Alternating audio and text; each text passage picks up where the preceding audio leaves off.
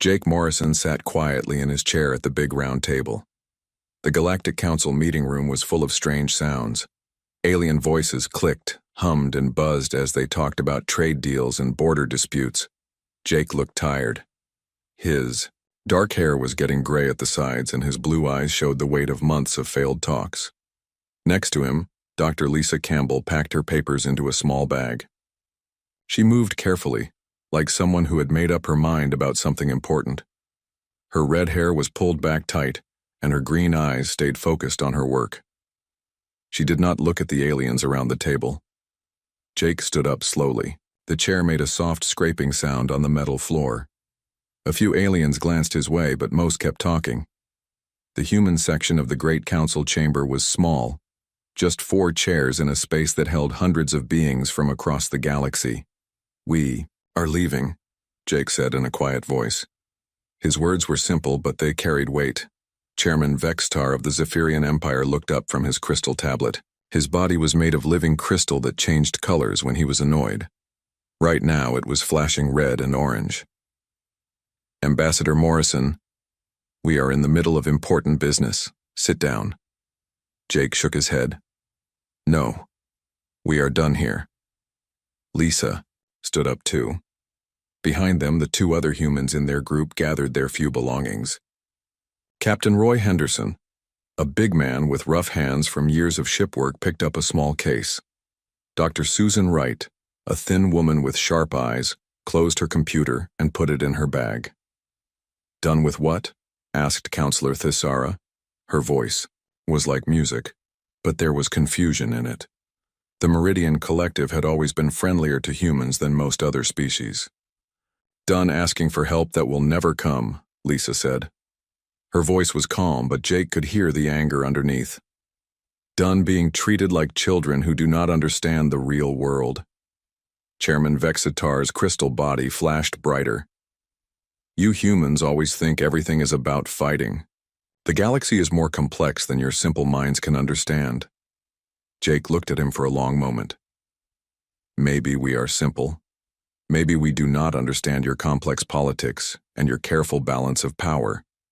But we understand that the void swarm is real, and it is coming, and it will not care about your politics when it gets here." "The void swarm is a minor threat at best," said Admiral Raxion from the Turthan Navy.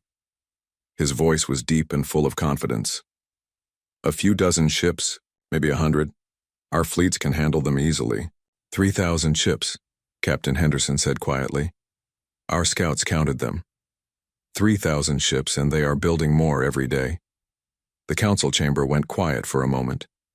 Then several aliens started talking at once. They said, "The humans were lying. That human scouts were not trained well enough. That humans always made problems seem bigger than they were." Dr. Wright opened her computer again and put it on the table. A hologram appeared showing star charts and ship positions. "Here are our reports, all of them. Take a look." But none of the aliens looked at the hologram. They kept talking about human mistakes and human fears. Jake closed the computer. "We have been asking for 6 months for help to fight the swarm. You said we were being too aggressive. We asked for ships to help defend the outer colonies. You said we were being warlike. We asked for permission to build better weapons. You said we were being violent." "Because you are violent," Vextar said. His crystal body was now bright red. "Humans always want to fight first and think later. That is why you are not ready to be full members of this council." Lisa laughed, but it was not a happy sound. "Not ready? We have been part of this galaxy for 50 years. We have followed your rules, paid your taxes, helped with your projects. We have saved your people from pirates and disasters. We have shared our technology and our knowledge. But we are still not ready? You need to learn patience," said Dr. Zeshki from Altair. His voice was kind, but his words stung. "Violence is not always the answer. Wisdom comes with age." Jake picked up his bag. "How old does a species have to be before their warnings matter? How many of our colonies have to be destroyed before you believe us?" The aliens did not answer. They looked uncomfortable, but they did not change their minds. The 4 humans walked toward the big doors of the council chamber. Their footsteps echoed in the sudden quiet. Jake stopped at the door and turned back. "We came here as friends," he said. "We wanted to be partners. We thought we could learn from you and maybe you could learn from us. But partners listen to each other. Partners help each other when there is trouble." He looked around the chamber, at all the different alien faces. Some looked away, others stared back with anger or annoyance. "When the void swarm comes for you, remember that we offered to stand with you. Remember that we tried to warn you. Remember that we wanted to fight, together." Chairman Vextar waved one of his crystal arms. "Go back to your little corner of space, humans, play your war games. When you are ready to act like civilized beings, the Council will consider letting you return." Jake nodded slowly. "We will remember that too." The doors closed behind them with a soft hiss. The council chamber was quiet for a moment. Then the aliens started talking again about trade deals and border disputes. Outside in the hallway, the four humans walked toward the transport bay. They passed other humans who worked in the station. Jake stopped to talk to each one. "Pack up," he told them. "We are going home." "What about the trade agreements?" asked Maria Santos, who ran the human shipping office. "Cancelled," Lisa said. "What about the research projects?" asked Dr. Kevin Adams, who worked in the science labs. "Take everything with you," Jake said. "All files, all data, all equipment that we brought here." "But some of these projects have been going on for years," Dr. Adams said. "The aliens are counting on us to finish them."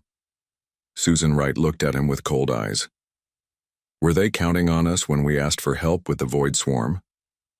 Within hours, the word spread through human space.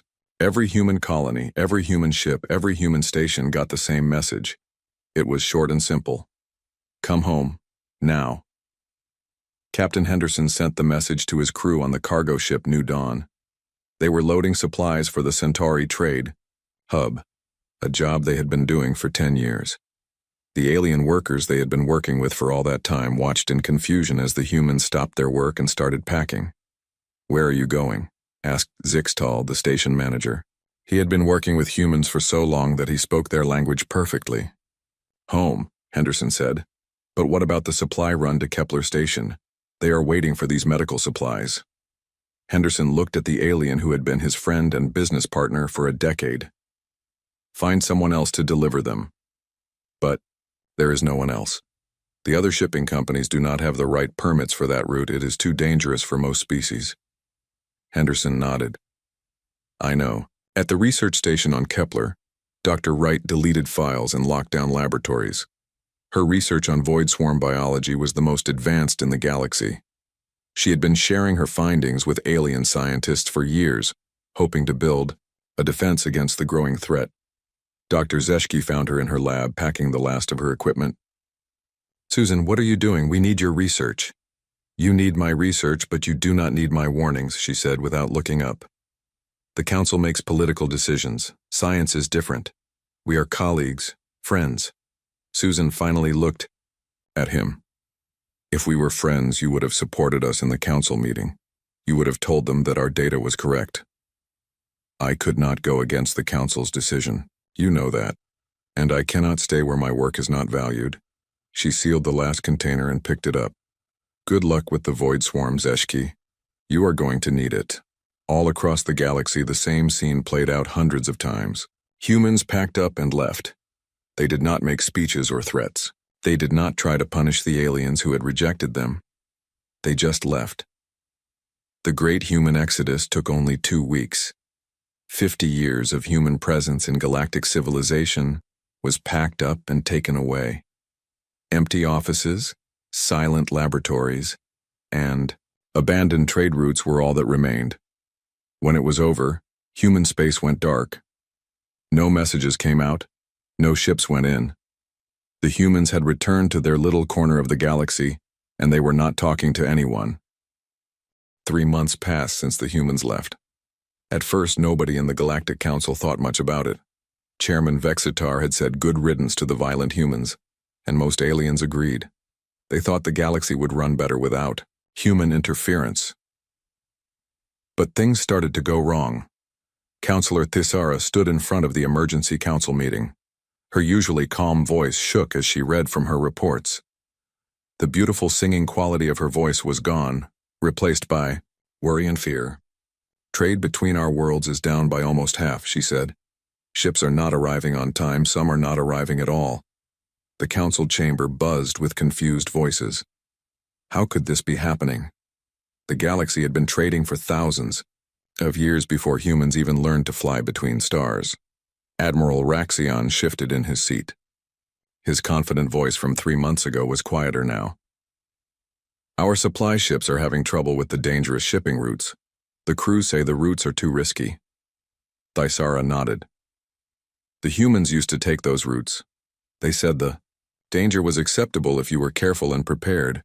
Chairman Vextar's crystal body flashed annoyed colors. Surely other species can learn to fly those routes. Humans are not special. But they were learning that humans might have been more special than anyone thought. Captain Bill Martinez had run supply missions to the Rim colonies for 15 years. He was one of thousands of human captains who took the jobs that other species found too dangerous or too boring. The routes through asteroid fields, the long hauls to distant mining stations, the emergency supply runs during storms or disasters. Now those jobs were not getting done. The Altarian merchant Captain Velnax tried to take one of the routes that Captain Martinez used to fly. It was a simple supply run to a mining colony, but it went through a field of unstable asteroids. Human pilots had been making that run for decades without major problems. Velnax's ship was damaged by asteroids on the first day. He had to turn back, leaving the mining colony without the food and medicine they needed. When he reported to his company, he was angry and confused. How did the humans make this look so easy, he asked. The route is impossible. His company manager looked at the old flight records. Captain Martinez had filed detailed reports every time he made the run. He wrote about asteroid patterns, gravity shifts, and safe windows for passage. He had mapped every danger and every safe path. But Velnax had not read those reports. His species thought human caution was just fear. They had ignored the detailed flight plans and tried to fly the route using their own methods. The mining colony went without supplies for 2 weeks before another captain could be found. By then, 3 miners had died from lack of medicine. Similar problems happened all across the galaxy. Space stations that had been maintained by human engineering teams started breaking down. The humans had worked in dangerous areas that other species avoided. They fixed problems in radioactive zones, in extreme temperatures, in places where the gravity was wrong or the air was poison.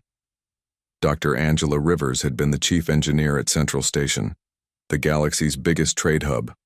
She had worked there for 20 years, keeping the massive station running. When she left, the aliens thought they could easily replace her. They were wrong.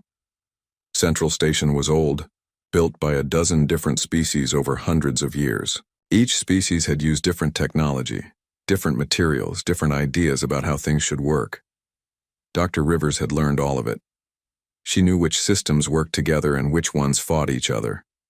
She knew how to fix problems before they became disasters. 2 weeks after she left, the station's main power grid failed.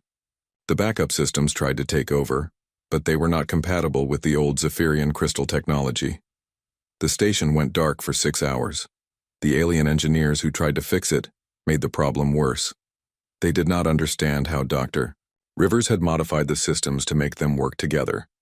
Her detailed maintenance logs were written in human technical language that other species found hard to understand. When the power came back on, it was unstable. Lights flickered, computers crashed, and life support systems worked only part of the time. Trade ships started avoiding Central Station because it was too dangerous to dock there. The economic damage spread like a disease through the galaxy.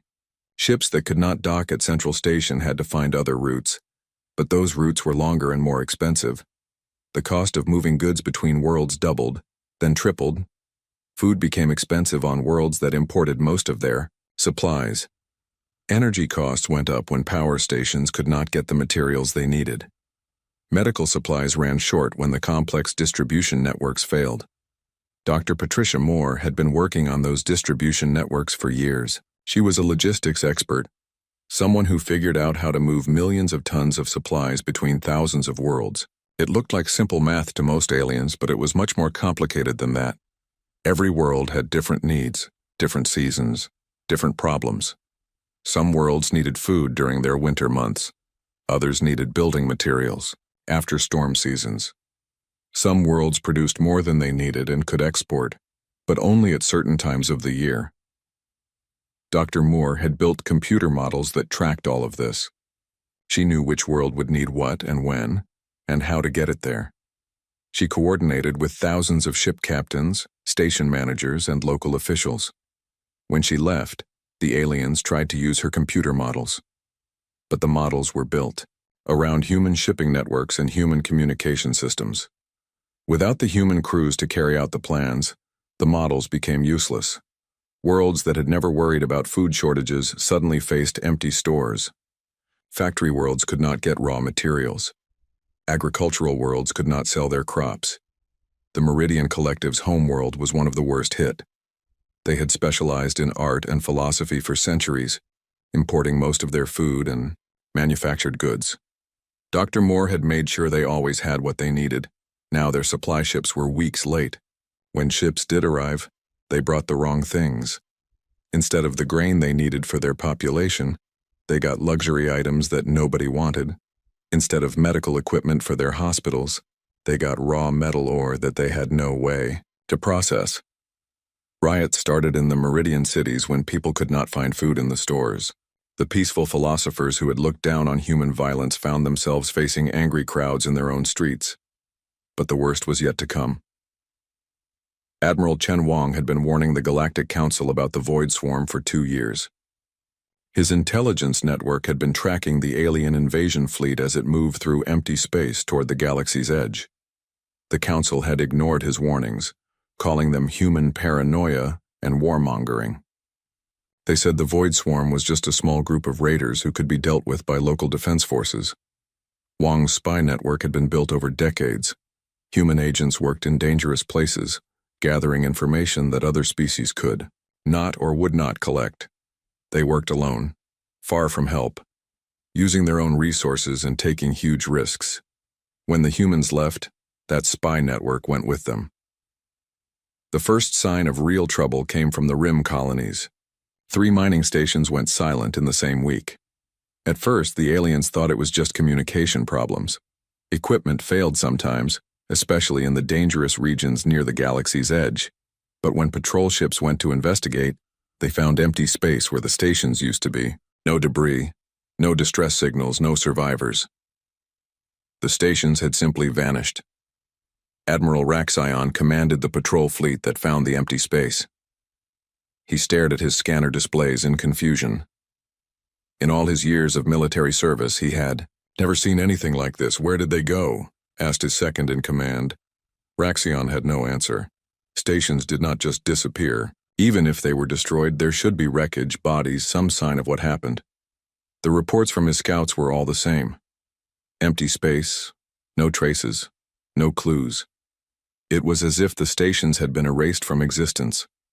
More colonies went silent over the following weeks.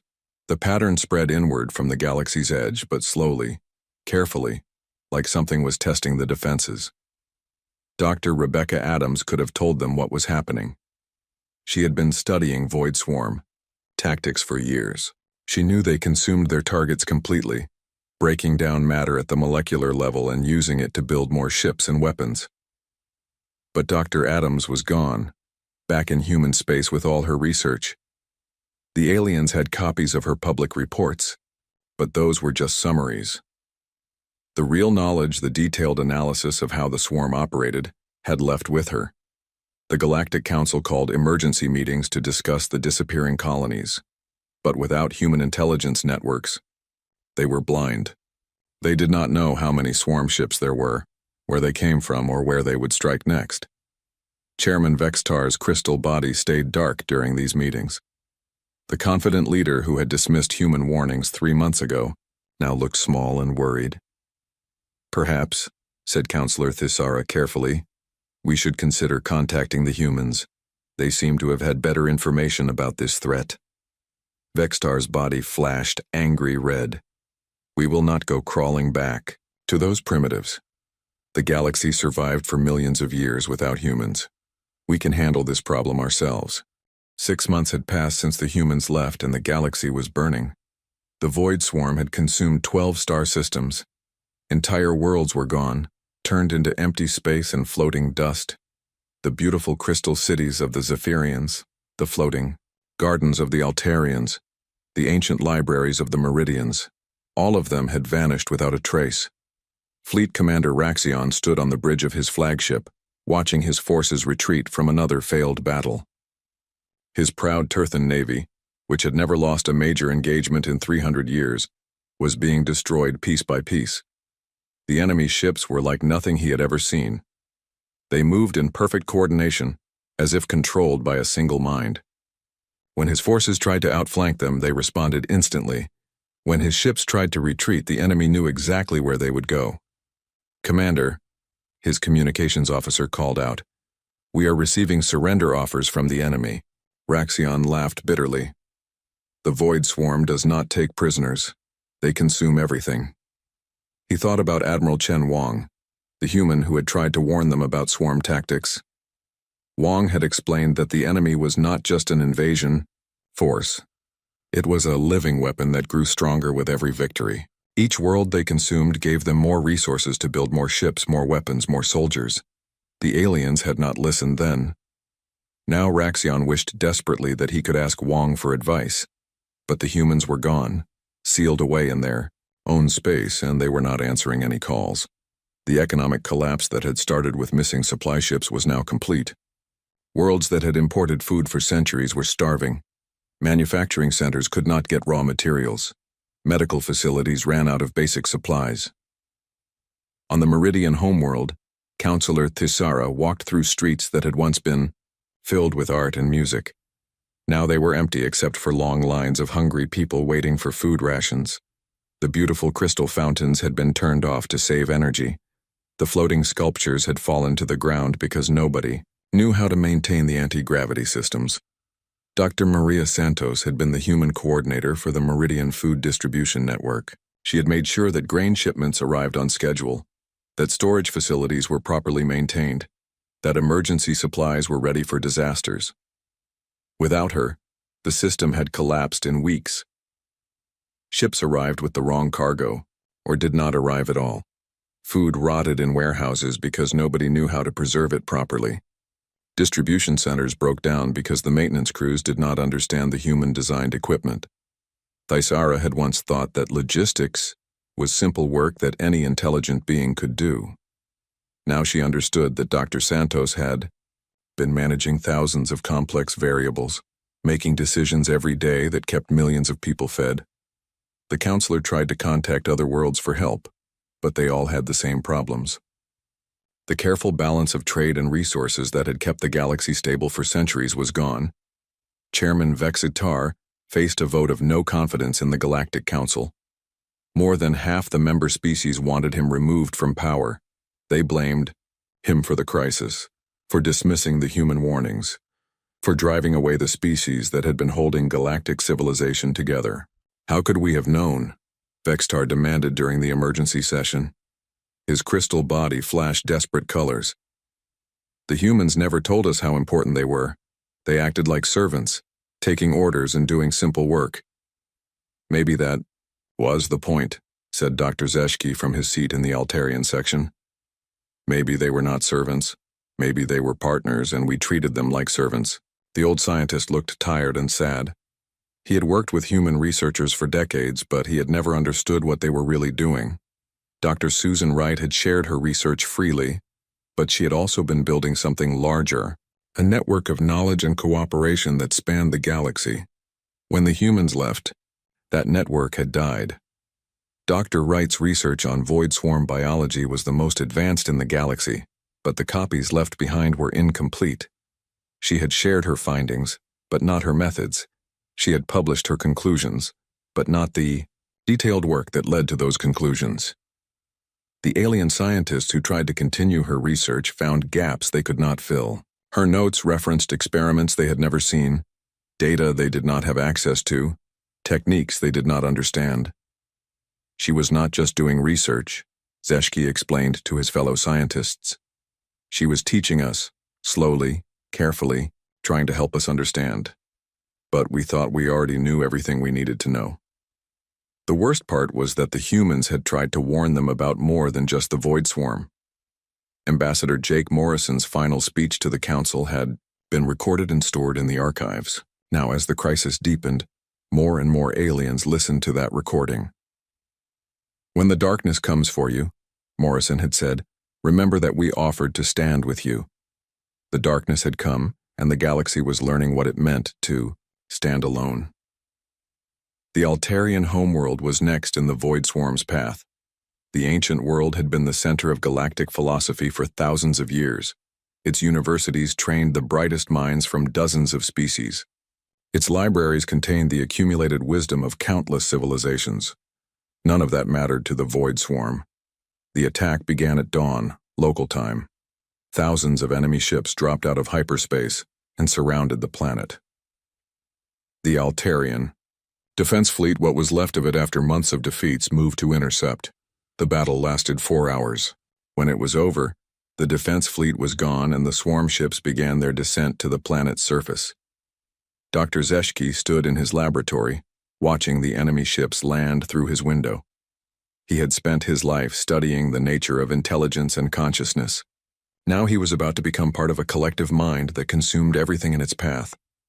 He thought about Dr. Susan Wright, about all the human researchers who had worked alongside alien scientists for decades. They had been trying to build something together, a galactic community where different species could learn from each other and grow stronger. But the aliens had seen cooperation as submission, partnership as weakness. They had valued human work while dismissing human wisdom. The laboratory door exploded inward. Void Swarm soldiers poured in, their black armor gleaming with organic technology. Zeshki did not run or hide. He stood straight and faced them with dignity. "Tell me," he said to the lead soldier, though he knew it could not understand him. "Do you consume knowledge as well as matter? Will my thoughts live on in your collective, or will they simply disappear?" The soldier did not answer. It raised its weapon and fired. On Earth, President Michelle Davis received reports of the Altarian homeworld's fall. She stood in the Situation Room of the Global Defense Command, surrounded by military officers and civilian advisors. The walls were covered with displays showing the Void Swarm's advance through the galaxy. "They are moving faster now," reported General Frank Collins. "Each victory gives them more resources, more ships. At this rate, they will consume the entire galaxy within 2 years." Davis nodded grimly. She had been Jake Morrison's deputy during the failed negotiations with the Galactic Council. She had watched the aliens dismiss human warnings, had seen the contempt in their eyes when humans tried to offer help. "Any word from the Council?" she asked. "Several attempts at contact," Collins replied. "They want to negotiate. They are offering us full membership, equal voting rights, shared technology access. Everything they refused to give us 6 months ago." Davis looked at the tactical displays showing human space. While the galaxy burned, humanity had been busy. New ships filled the construction yards. New weapons were being tested. New alliances were being formed with species the Council had ignored. The scavenger races, the border colonies, the forgotten worlds that knew how to survive against impossible odds. "What do our people think?" Davis asked. "Mixed opinions," Collins admitted. "Some want to help immediately. Others think we should let the Council face the consequences of their choices. Most are somewhere in between." Admiral Kate Morgan entered the room, still wearing her spacesuit from a recent patrol mission. She had been Jake Morrison's military advisor during the Council negotiations. She had watched alien admirals dismiss human tactical doctrine as primitive warmongering. "The swarm has reached the core worlds," she reported. "Zephyrian Prime fell this morning. Vexitar's homeworld is gone." The room went quiet. Zephyrian Prime had been the unofficial capital of galactic civilization for millennia. Its crystal cities were among the oldest structures in the galaxy. Now, they were dust. "How long before they reach human space?" Davis asked. "At their current rate of expansion, 18 months, Morgan replied. but that assumes they maintain their current strategy. If they decide to focus on us specifically, much sooner. Davis studied the displays showing the swarm's movements. The enemy was not just consuming worlds randomly. There was a pattern, a strategy. They were targeting the most important systems first, the centers of power and knowledge. They are not just hungry, she realized. They are intelligent. They understand what they are destroying. General Collins nodded. Dr. Wright's research suggested that the swarm learns from each species it consumes. It gains their knowledge, their technology. The first attempt to contact humanity came 3 days after Zephyrian Prime fell. Chairman Vexitar, his crystal body dim with defeat, sent a formal message to Earth through the old diplomatic channels. The Galactic Council respectfully requests an audience with human leadership to discuss matters of mutual concern, the message said. It was polite, careful, and completely ignored. The automated response from human space was simple. Human territory is currently closed to outside visitors. Please contact local authorities in your own region for assistance. Vextar stared at the message for a long time. Local authorities. As if the Galactic Council was just another regional government instead of the ruling body of galactic civilization. Send another message, he ordered his communications staff. Offer them full council membership, equal voting rights, shared technology access. The second message was also ignored. By the end of the week, 17 more star systems had fallen to the Void Swarm. The enemy was moving faster now, their ships multiplying with each victory. The pattern of their advance showed a terrifying intelligence. They were not just consuming worlds randomly, but targeting the most important systems first. Counselor Thisara tried a different approach. She sent personal messages to human scientists and engineers she had worked with over the years. Dr. Susan Wright, Dr. Kevin Adams, Captain Bill Henderson, dozens of humans who had been colleagues and, she thought, friends. None of them answered. On Kepler Station, the alien staff struggled to maintain basic operations. The station had been designed as a joint research facility, with humans handling the dangerous technical work, while aliens focused on theoretical research. Now the humans were gone, and the aliens were learning just how much they had depended on human expertise. Dr. Zeshki's replacement, a young Altarian named Veleth, tried to restart the Void Swarm research project. He had Dr. Wright's published papers and her basic laboratory notes. How hard could it be to continue her work? Very hard, as it turned out. Dr. Wright's research had involved working with live Void Swarm specimens in containment fields that required constant adjustment. The specimens were captured from destroyed ships and were still partially active, trying to consume anything they could reach. The first time Veleth tried to examine a specimen, it broke through the containment field in seconds. The creature, no bigger than his hand, began consuming the laboratory equipment and growing larger. It took the station's security team 3 hours and half their weapons to destroy it. Veleth realized that Dr. Wright had made handling these deadly creatures look easy. But she had been using techniques and safety protocols that she had never fully documented. Her casual notes about standard containment procedures referred to methods that only she and her human team had understood. The agricultural worlds were facing an even worse crisis. Human farmers had been growing food for the galaxy for 50 years, developing techniques for feeding billions of beings with very different nutritional needs. They had made it look simple, but it was anything but simple. Dr. Angela Rivers had been the agricultural coordinator for the Centauri system, managing food production for 12 different worlds. Each world had different soil, different weather, different growing seasons. Some species needed grain, others needed synthetic proteins, others needed living plants that had to be kept fresh during transport. Dr. Rivers had coordinated all of this with computer models that tracked thousands of variables. She knew which crops to plant, where, when to harvest them, how to store them, and how to transport them without spoilage. When she left, the aliens tried to use her computer systems to continue food production, but the systems were designed around human transportation networks and human storage facilities. Without the human crews to carry out the plans, the whole system collapsed. The Meridian Collective's agricultural minister, Thysavel, flew to Centauri, primed to see the disaster for himself.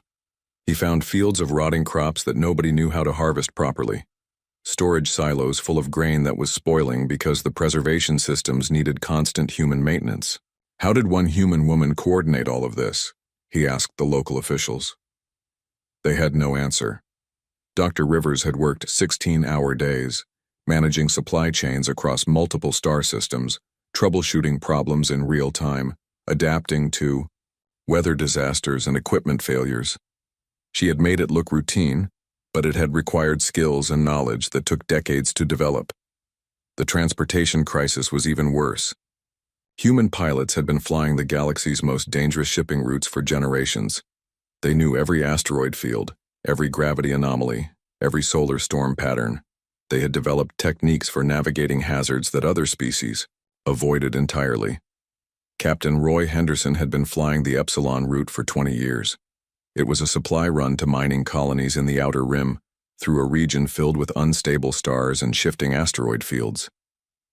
The route saved weeks of travel time compared to the safe corridors, but it required expert navigation and constant vigilance. After Henderson left, the mining colonies went without supplies for a month.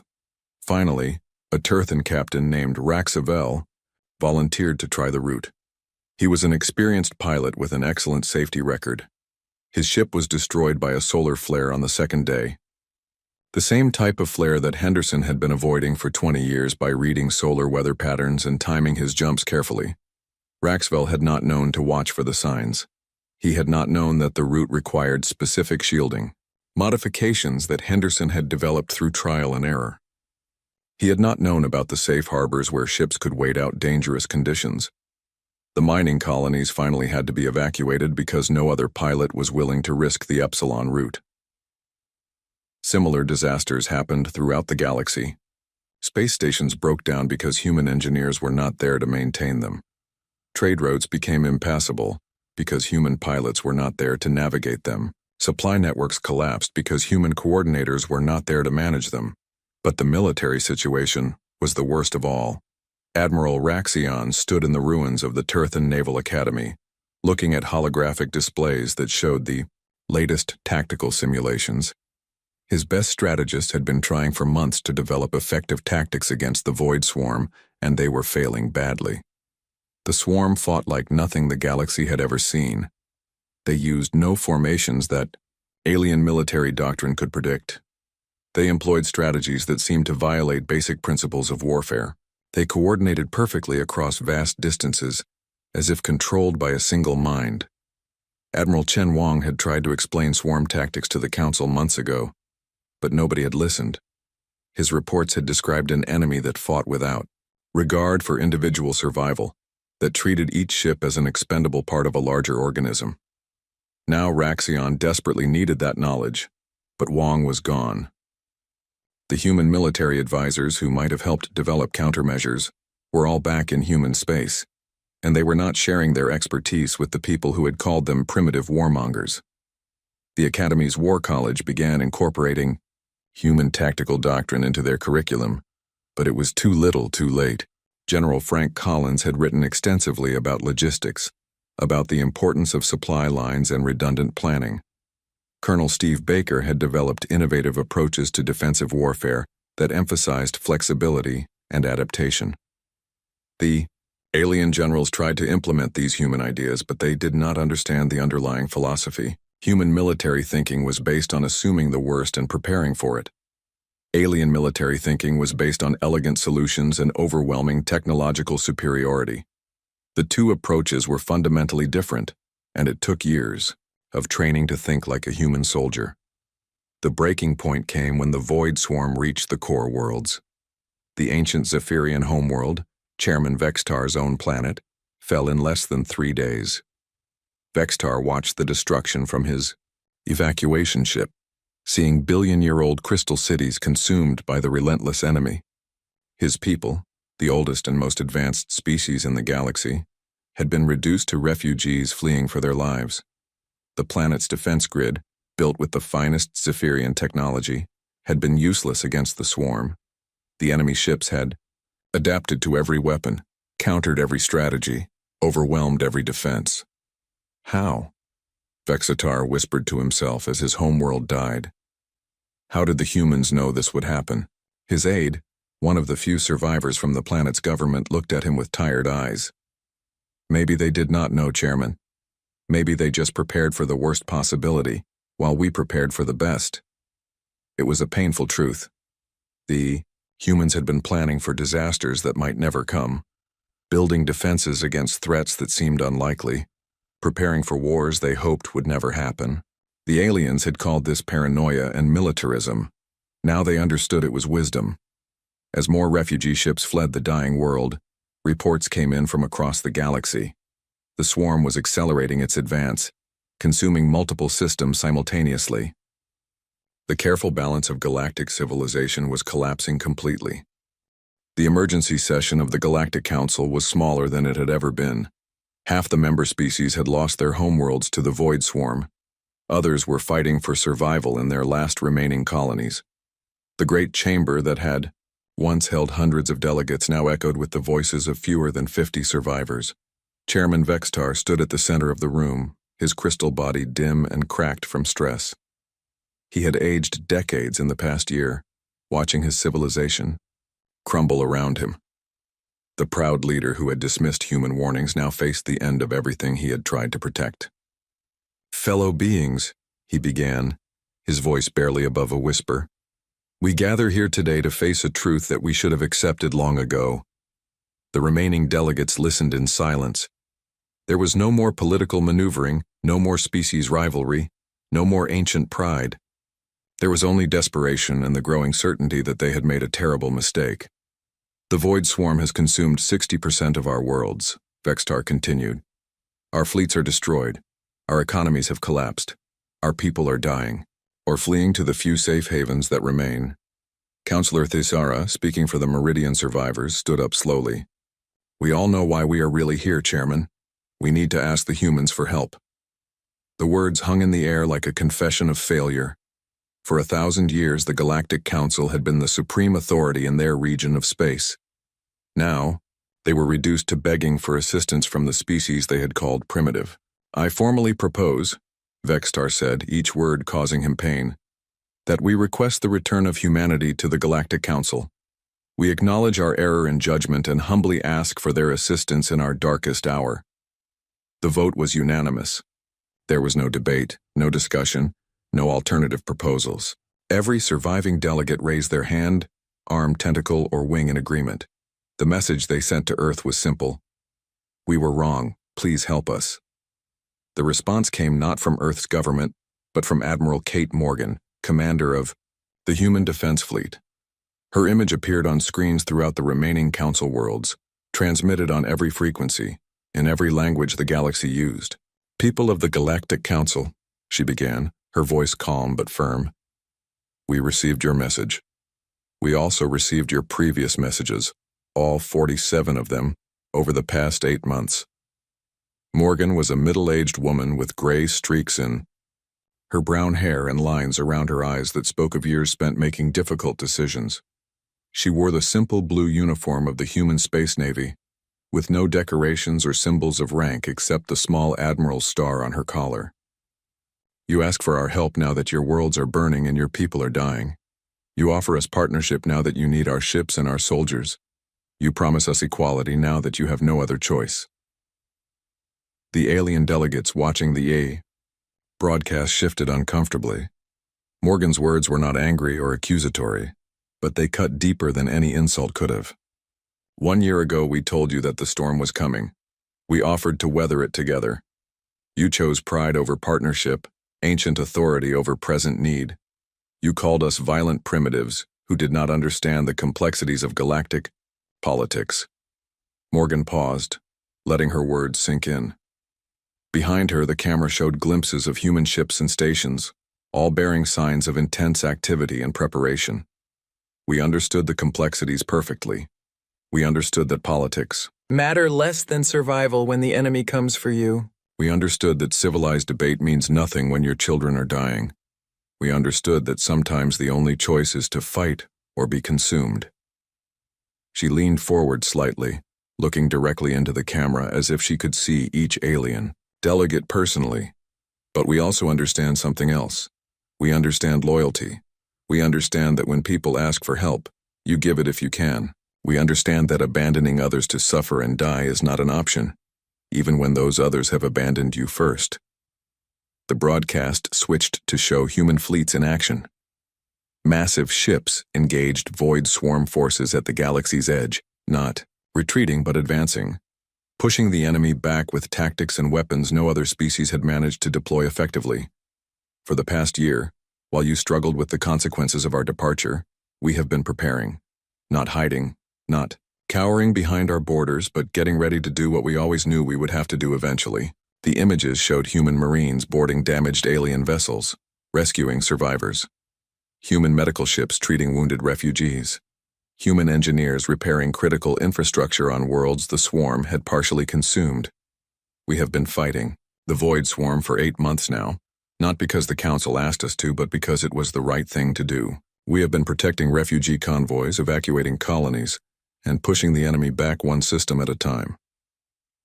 Dr. Charlie Brooks, Humanities Director of Xenobiology, appeared in the next segment of the broadcast. He was a young man with an eager expression and hands that moved constantly as he spoke, excited by his subject despite its grim nature. We have developed new weapons based on void swarm biology, he explained, standing in front of displays showing complex molecular structures. We learned that they consume matter by breaking down molecular bonds, so we created weapons that disrupt their consumption process. The broadcast showed human ships firing strange blue beams that caused swarm vessels to collapse in on themselves, their own consumption mechanisms turning against them. But more importantly, Brooks continued, we learned something the swarm did not expect us to learn. They are not just a hive mind. They are a collective consciousness that grows stronger by absorbing the knowledge and experience of the species they consume. He smiled grimly.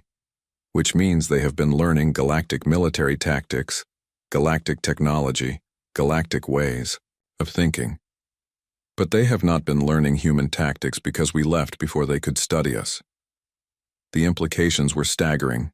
The swarm had been adapting to alien strategies because they had absorbed alien minds. But human approaches to warfare, logistics, and survival were still unknown to them. Admiral Morgan returned to the screen. The price of our assistance is not territory or resources or political power. The price is change.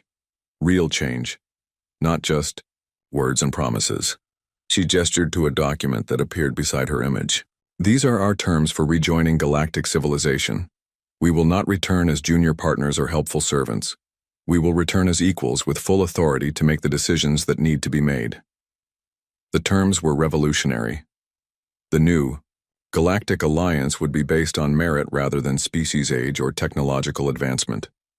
Leadership positions would be filled by competence rather than tradition. Military command would go to those who could actually win battles, not those who had inherited ancient titles. Most importantly, Morgan continued, the Alliance will be founded on the principle that every species has value, not just the old and powerful ones. The scavenger races, the border colonies, the forgotten worlds that have been surviving on their own for centuries. They will have voices too. The broadcast showed human fleets working alongside ships from dozens of species that the old council had barely acknowledged. Asteroid miners, frontier traders, and refugee groups all flying in formation with the human defense fleet. We learned something during our year away from galactic politics, Morgan said. We learned that the galaxy is bigger than the Council. Chambers, that civilization is more than crystal cities and ancient libraries. The real strength of any civilization comes from the people who do the work, not the people who make the speeches. President Michelle Davis appeared in the final segment, speaking from the Global Defense Command Center on Earth. She was a tall woman with short black hair and calm brown eyes that missed nothing. To the surviving members of the Galactic Council, we offer partnership based on mutual respect and shared sacrifice. To the people of all species who are fighting for survival, we offer hope and assistance. To the Void Swarm, we offer nothing but destruction. The broadcast ended with images of human relief ships arriving at besieged worlds, of human engineers rebuilding destroyed infrastructure, of human soldiers fighting alongside alien defenders. Chairman Vexitar stared at the blank screen for a long time after the transmission ended. Around him, the other delegates sat in stunned silence. "Well?" asked Thisara finally. "Do we accept their terms?" Vexitar's crystal body flickered with colors that had no name in any alien language. "Do we have a choice?" The vote was unanimous again. The old Galactic Council dissolved itself and transferred all authority to the new Galactic Alliance. The species that had ruled the galaxy for millennia stepped aside for a new order based on human principles of competence, cooperation, and courage. The transformation was not easy. Ancient prejudices died hard, and many aliens struggled to accept human leadership. But as human fleets pushed back the Void Swarm and human expertise rebuilt damaged worlds, even the most reluctant species began to understand. The humans had not returned to serve the galaxy. They had returned to save it. And in saving it, they had changed it forever. Dr. Susan Wright returned to her laboratory on Kepler Station, but now she worked as part of a team that included the best minds from dozens of species.